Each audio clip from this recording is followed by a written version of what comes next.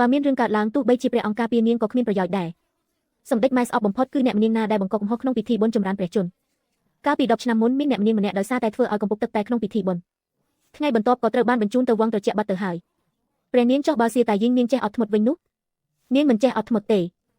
ខ្ញុំបានស៊ើបដឹងហើយចរិត10ឆ្នាំរបស់នាងគឺកែមិនឡើងឡើយសៀយុនស៊ូខ្ញុំនៅក្នុងវាំងនេះអស់រយៈពេល3ឆ្នាំទើបបានឡើងជាសៀនហ្វីឯងគ្រាន់តែជាតាយីងម្នាក់ហេតុអ្វីបានជាព្រះអង្គរៀបចំផ្លូវឲ្យឯងបែបនេះហេតុអ្វីបានជាខ្សែភ្នែកដែលព្រះអង្គមើលមកឯងខុសប្លែកពីអ្នកដទៃខ្ញុំមិនសុខចិត្តទ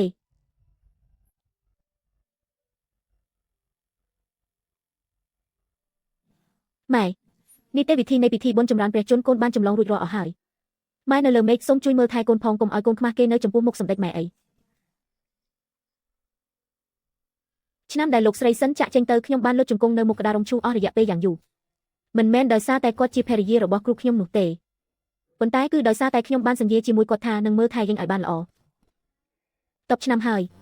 ខ្ញុំតែងតែរក្សានៅពាក្យសន្យាមួយនេះជានិច្ចគ្រាន់តែនាងមិនដឹងហើយខ្ញុំក៏មិនចង់ឲ្យនាងដឹងដែរយ៉ាងហោចណាស់ក៏មិនមែនពេលនេះដែរចៅវាយចិនបាទព្រះអង្គចូលប្រាប់ទៅក្រសួងពិធីការថារាល់នីតិវិធីនៃពិធីបុណ្យចម្រើនព្រះជន្មសៀតាយីងមានសិទ្ធិពិនិត្យនិងកែសម្រួលមនុស្សក្នុងក្រសួងពិធីការទាំងអស់មិនត្រូវធ្វើប្រហែសឡើយទូបង្គំទទួលព្រះរាជបញ្ជាព្រះអង្គទ្រង់ខំប្រឹងរៀបចំផ្លូវឆ្ងាយបែបនេះហេតុអ្វីមិនប្រាប់អ្នកនាងសៀដោយផ្ទាល់ទៅពីព្រោះនាងដូចជាម្ដាយរបស់នាងអញ្ចឹងកាលពីមុនលោកស្រីសិនក៏បែបនេះដែរកាលណាឯងកាន់តែល្អដាក់នាងកាន់តែមានអារម្មណ៍ថាឯងកំពុងតែអាណិតនាងទៅវិញទេដូច្នេះខ្ញុំមានតែរៀបចំផ្លូវវាងរងចាំអស់10ឆ្នាំហើយមិនខ្វះតែប៉ុន្មានថ្ងៃទៀតនេះទេលោកស្រីសិននំផ្កាក្រអូបថ្ងៃនេះពិតជាឆ្ងាញ់ណាស់ចាំពេលអាចិនធំឡើងនឹងធ្វើនំផ្កាក្រអូបឲ្យលោកស្រីញ៉ាំរាល់ថ្ងៃតែម្ដងអាចិនជាក្មេងល្អម្នាក់បើយុនស៊ូអាចរៀបការជាមួយគេបានម៉ែពិតជាអស់ចិត្តហើយម៉ែកាលពីពេលនោះម៉ែបានមើលដឹងតាំងពីដំបូងមែនទ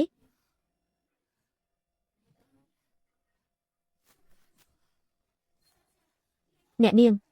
នៅខាងក្នុងមានមនុស្សច្រើនណាស់ខ្ញុំឃើញព្រះនាងសៀនហ្វៃនិងព្រះនាងទឺហ្វៃក៏យាងមកដល់ដែរនៅមានលោកស្រីនិងអ្នកនាងជាច្រើនទៀតដែលខ្ញុំមិនស្គាល់ខ្ញុំឃើញហើយថ្ងៃនេះព្រះនាងសៀនហ្វៃស្លៀកពណ៌ក្រហមឆ្អៅចំណែកព្រះនាងទឺហ្វៃស្លៀកពណ៌ស្វាយចាស់ពួកគេទាំងពីរនាក់បានដណ្ដើមយកកន្លែងអង្គុយសងខាងសម្ដេចម៉ែអស់ហើយចុះកន្លែងអង្គុយរបស់ខ្ញុំនៅឯណាទៅអ្នកនាងសៀកន្លែងអង្គុយរបស់អ្នកនាងគឺនៅខាងឆ្វេងដៃទី1របស់ព្រះអង្គសូមអញ្ជើញតាមទូបង្គំមកអីគេនឹងនេះជាព្រះរាជបញ្ជាផ្ទាល់ពីព្រះអង្គដោយសារអ្នកនាងសៀមានគុណសម្បត្តិជួយដល់ក្រសួងពិធីកា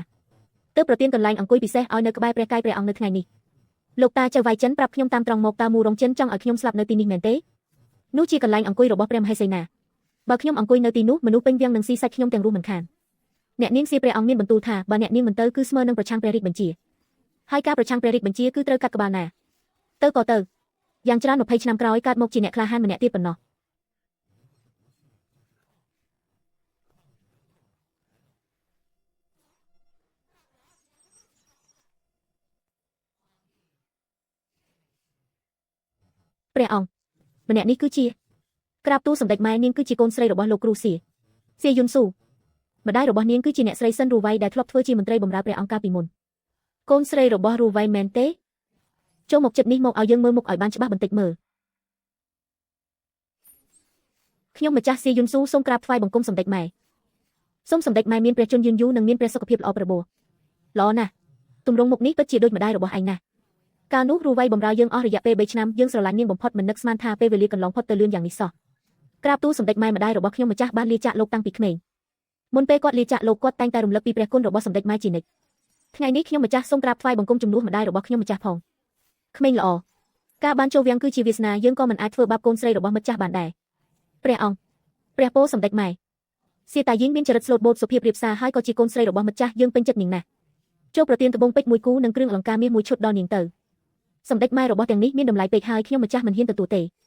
របស់ដែលចាស់ទុំប្រទានឲ្យមិនត្រូវបដិសេធឡើយកាលនោះម្ដាយរបស់ឯងចម្លងព្រះធម៌ឲ្យយើងនៅតែរក្សាទុកក្នុងបន្ទប់ព្រះរហូតមកដល់សប្តាហ៍ថ្ងៃរបស់នោះទើបជាវត្ថុមានតម្លៃមិនអាចកាត់ថ្លៃបាន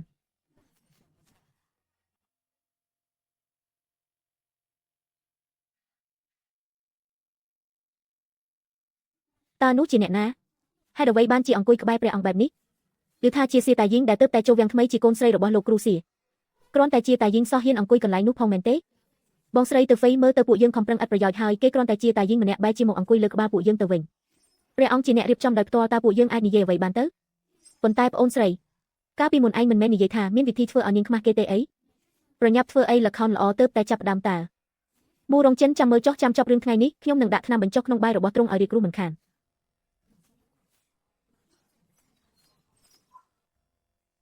សូមសម្ដេចម៉ែមានព្រះជន្មយឺនយូររាប់ម៉ឺនឆ្នាំក្រោកឡើងទាំងអស់គ្នាទៅថ្ងៃនេះជាពិធីជប់លៀងលក្ខណៈគ្រួសារមិនបាច់ប្រកាន់ច្រើនពេកទេ